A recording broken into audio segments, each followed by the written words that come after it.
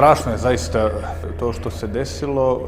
Čini mi se da u proteklih 2-3 dana u Podgorici je zavladala jedna totalno ksenofobična histerija, gdje se za nešto što su počinila 3 izgrednika, kojih ima u svakom narodu, u svakom gradu.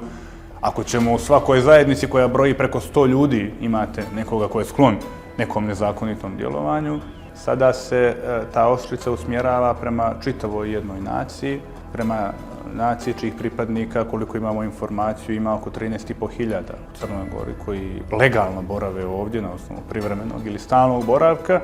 i od kojih su ogromna većina čestiti i pošteni ljudi koji ovdje rade, žive i stvaraju i poštuju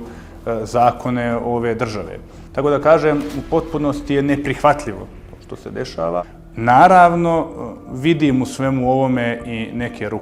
rukopise određenih bezbednosnih službi, konkretno i susjedne Srbije, jer mi se čini da je ovo isto pokušano u Novom Pazaru, da je ovo isto pokušano u Beogradu, da tamo nije uspjelo, da smo imali u skoroj prošlosti, prije nekih 10-15 dana, veliku isporuku oružja iz Turske ka Prištini,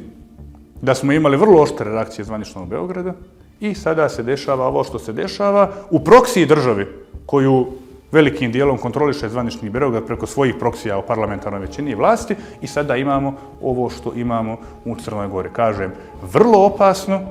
a još opasnije zbog toga što bezbjednosni sektor nema ama baš nikakvu reakciju. Ali da krenemo od onog elementarnog, da krivica mora biti personalizovana i da za krivicu jednog, 5 ili 10 ljudi ne možete kriviti 85 ili koliko već miliona ljudi koji žive u Turskoj, koji imaju državljanstvo Republike Turske, koji su ovdje rado viđeni gosti, koji su ovdje rado viđeni turisti, koji pospješuju svojim dolascima crnogorsku ekonomiju. Tako da mislim da je, nažalost, napravljen jedan veliki korak unazad između tradicionalno jako dobrih odnosa Crne Gore i Republike Turske.